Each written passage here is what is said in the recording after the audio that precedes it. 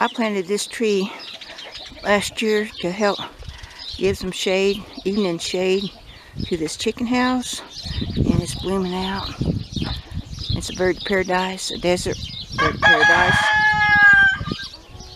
And I'll show you some more. They're blooming in the driveway. Hummingbirds, different kinds of bugs, night moths come to them, and they're big too, the moths. So they're blooming out. Always like them. Don't water them. They do it on their own. They're out in the road here. If we get some rain, they really will bust out. So they're just beginning, and I do like them. All the way down.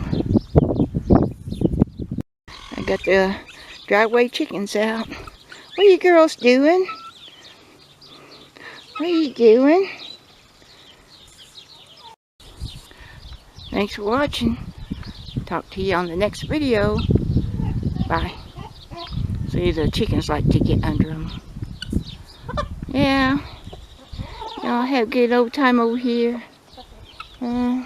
There's Duck. There's Duck. Out with his girls.